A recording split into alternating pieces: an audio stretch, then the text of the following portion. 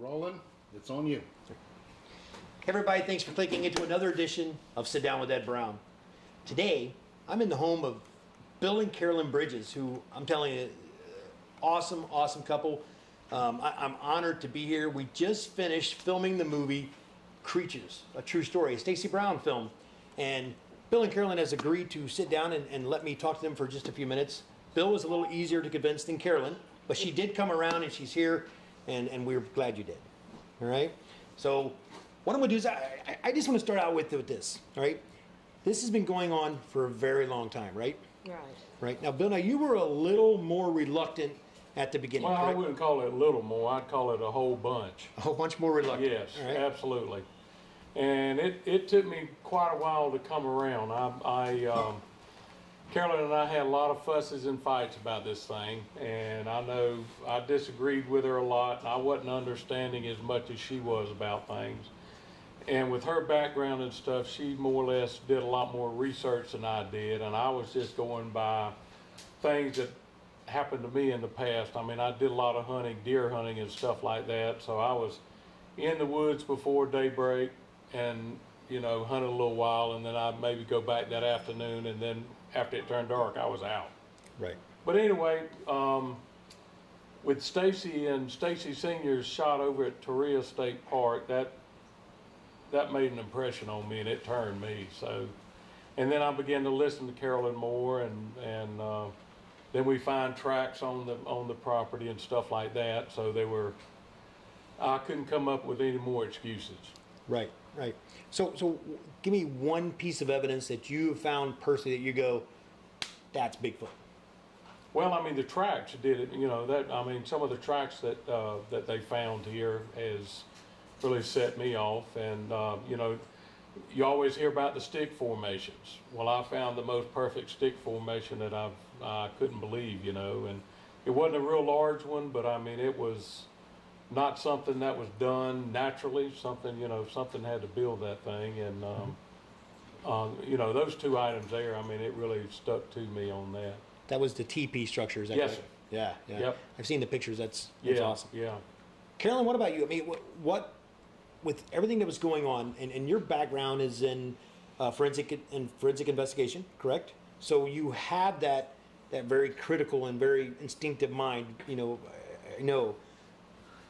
What was it that changed you from, okay, there's probably a person doing this, to a creature?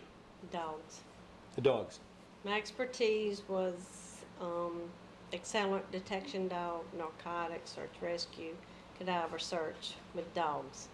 I was like a separate cell, and I worked with ATF, FBI, state, county, city. And when you have a dog that is so frightened that they will stay in their house in 98 to 99 degree temperature and will not come out, you become very aware that something is terribly wrong. Because in all of my years of working with dogs, there was nothing they were afraid of. Thunder and lightning, somebody shooting a gun, and nothing more. But these dogs were terrified. And I began reading the dog, watching the dogs, and realizing something's going on here that's not normal. Right. Now, what, you guys have been here for a long time. I mean, you guys have been here, what, 17 years, I believe? Right, yeah, right at 17, yeah. How long ago was it when the stuff started happening? 3 months after we left for a vacation, we were here 3 months, went on vacation, and that's when the urine appeared on the bed. Right, right. So that's been, what year, how long ago was that? And that was in 2001. 2001. So it's been almost the entire time you guys have lived out here then. Is there anything that you could think of that may have happened before you went on vacation that in hindsight you go, you know, that might have been something, you know? Well, things appeared, you know, socks, shoes, animals in the yard, bamming on the side of the house, things like that, you know. but we just threw it off. Well, we also had the carpet guy, you know, actually come to my office one day. It was probably a year after we'd been out here, I think, or something like that. And At least.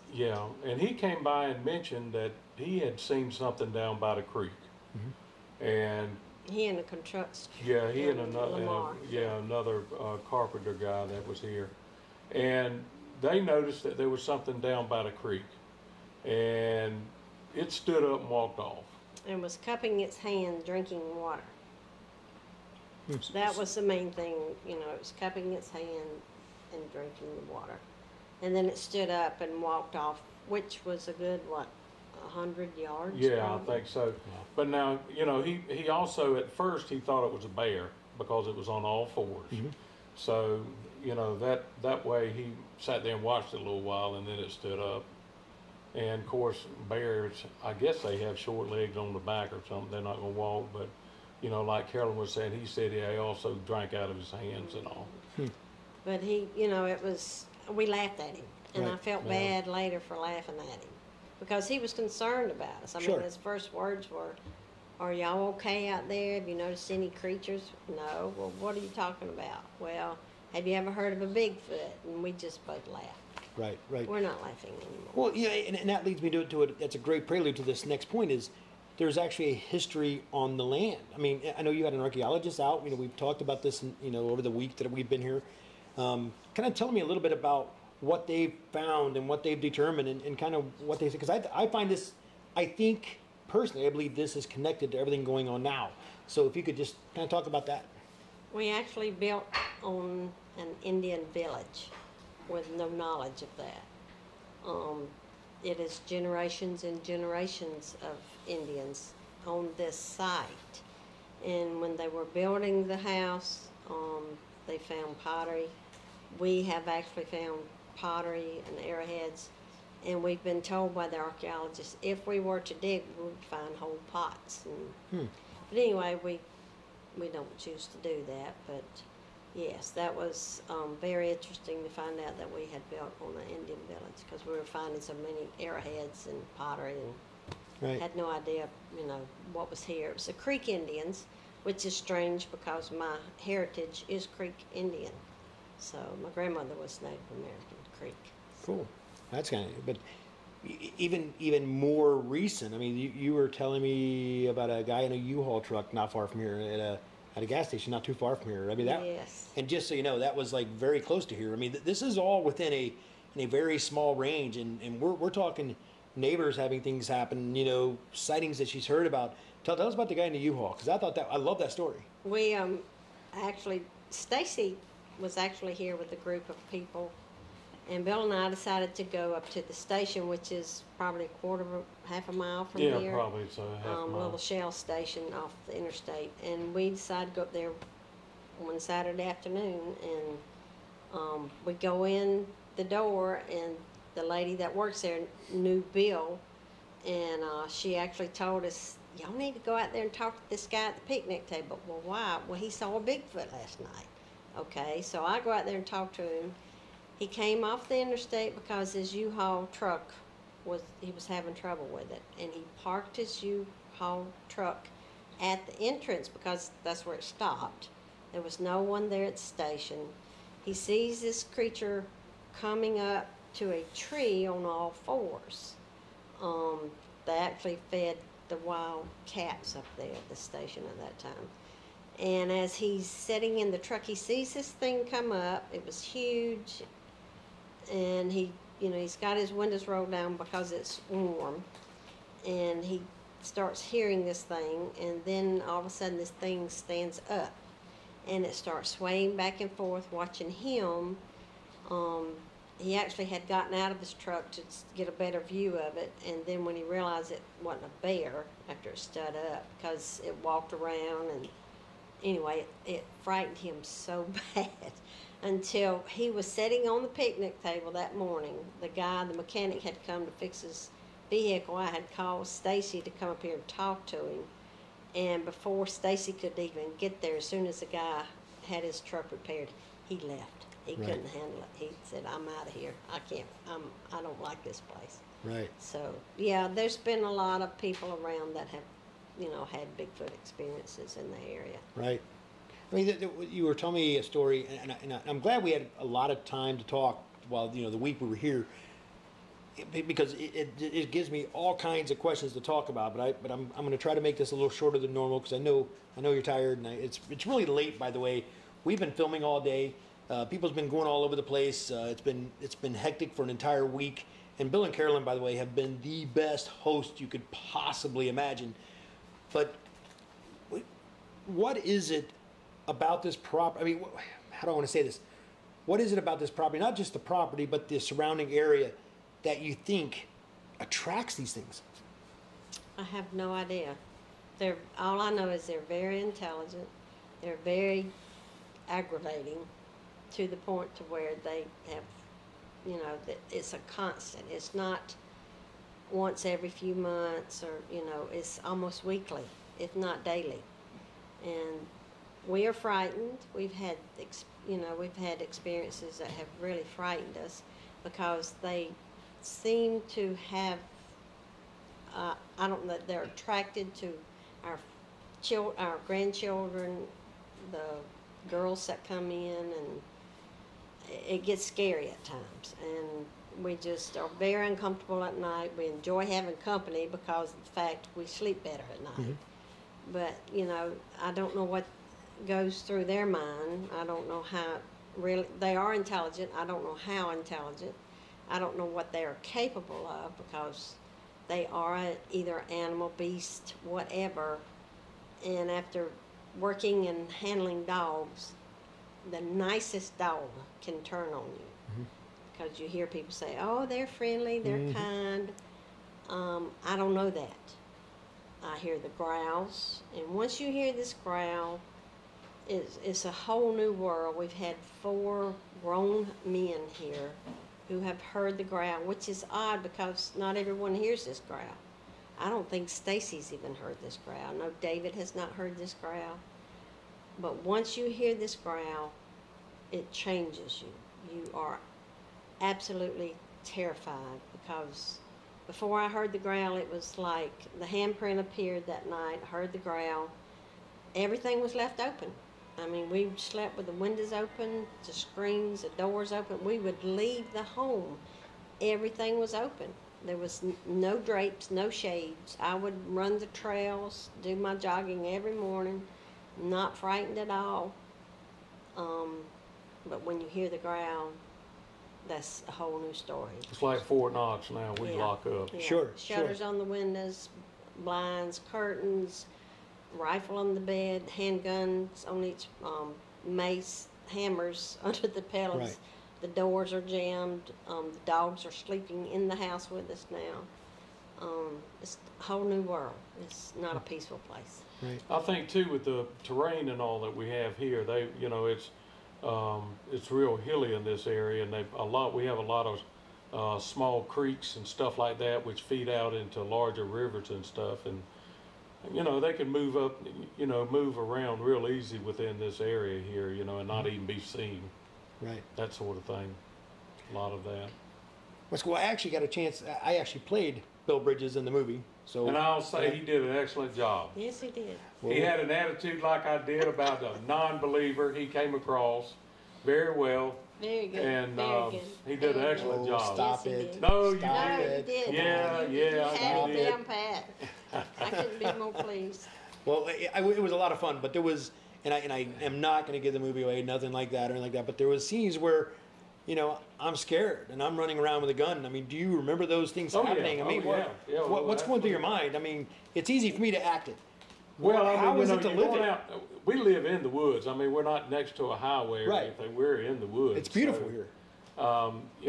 It's one of those things where I don't know what I'm looking for anyway. It's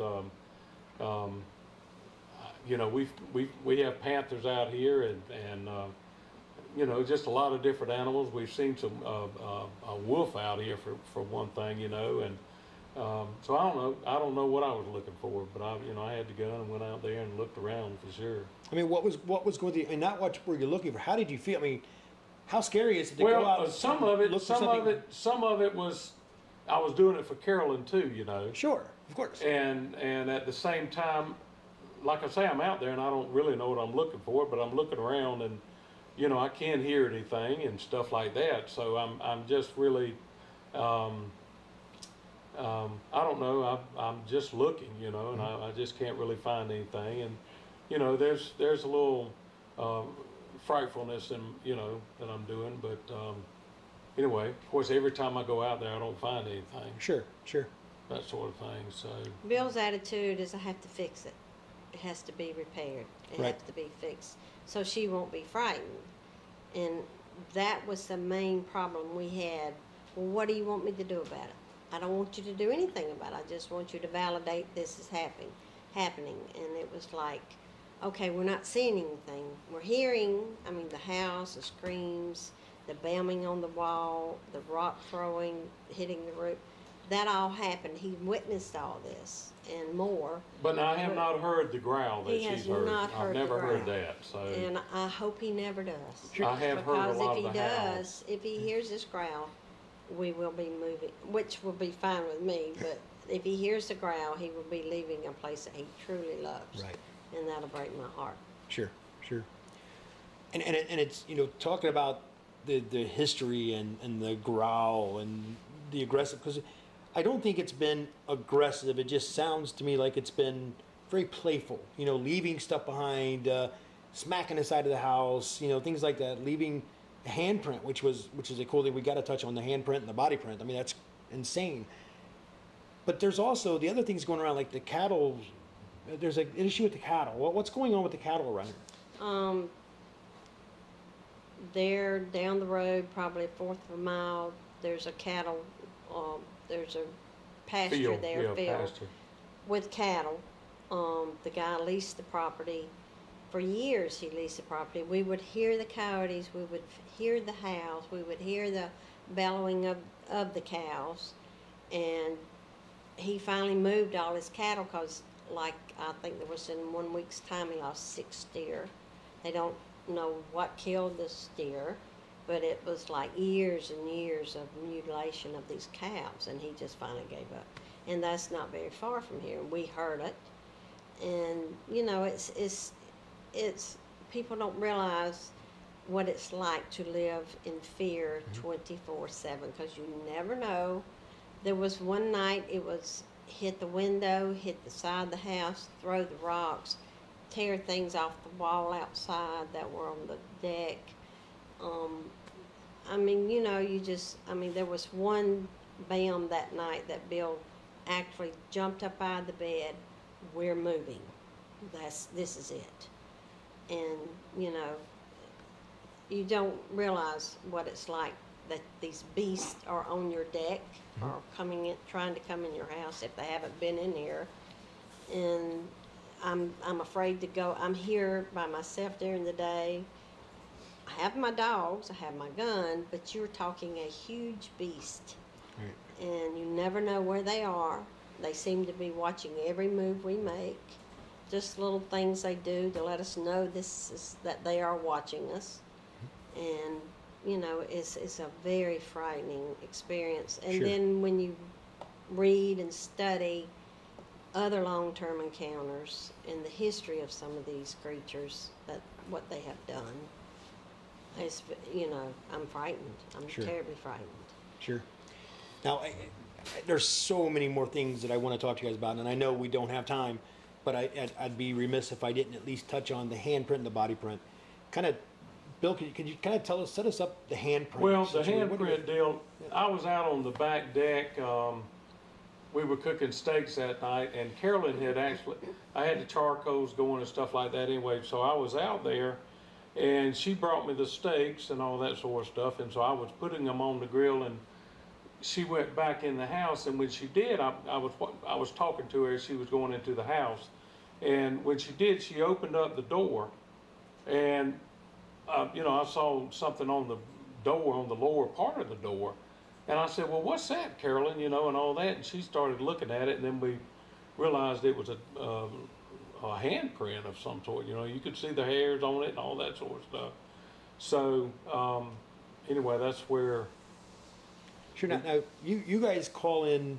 David Wright was the first investigator that came in, right? Right. Was it at the handprint, or was it? Had he already been here several times before then? Yeah, he had been here, I think, a couple of years before that. Well, David Wright's sitting right here, by the way. David, you want to say hi? Hi. Yeah, the bird He's feeder. shy. The bird feeder incident actually is when he came. That was just a nonchalant. Bill's on the porch having his coffee. Carolyn, come here and look at the bird feeder. And it's been over, and the 2 copper glass bird feeders, one's gone, the other one's hanging there empty, just filled it up the night before.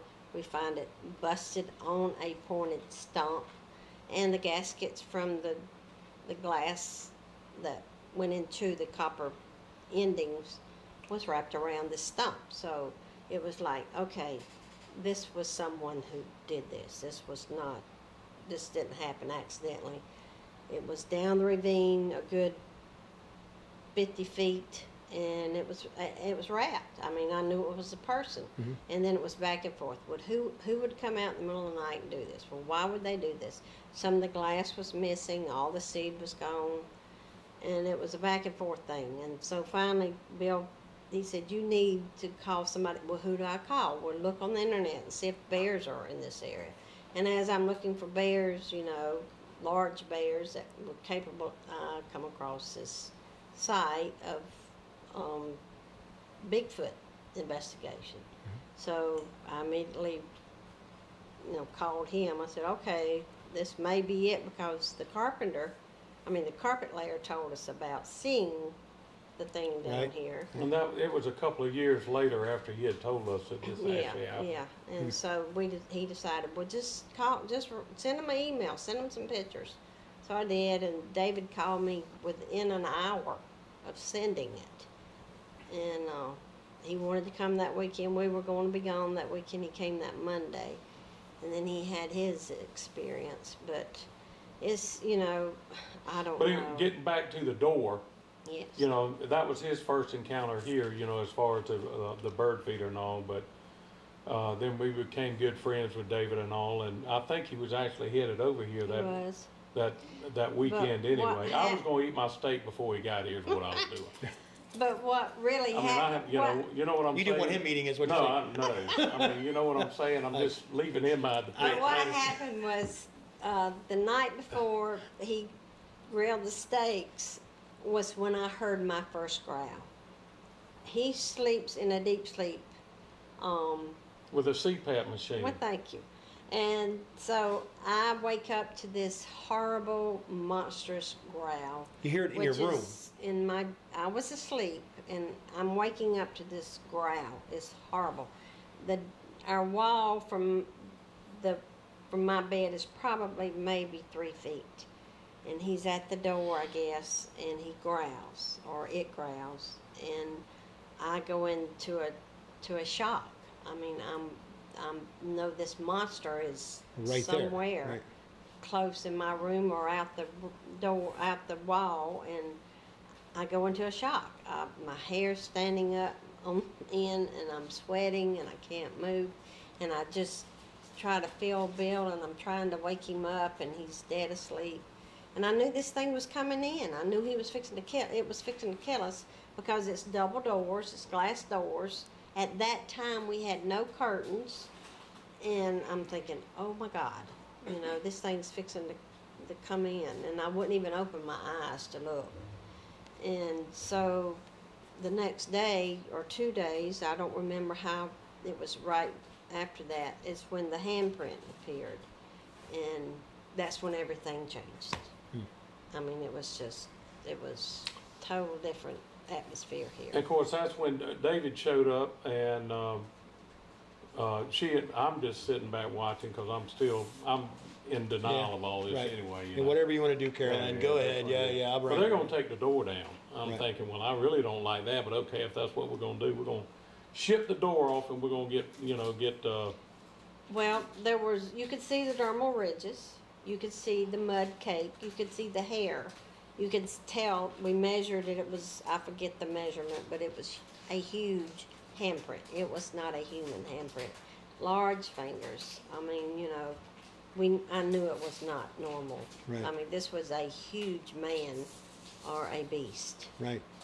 So, Well, that's some great stuff, I'm telling you, I could sit here all night and talk to these guys. They've been nothing short of amazing the entire time I've been here, and I know everybody. We're filming, by the way, in front of a live audience. Everybody say hi. Hey, yeah. See, we got lots of people sitting around watching this one live, and I want to tell you, I want to say thank you, not only for taking the time to do a sit down with Ed Brown, but also thank you for your hospitality, and you guys have been awesome. And Bill, I hope I did you proud. You did me very proud, very much. We'll definitely Absolutely. hope we have fun with it.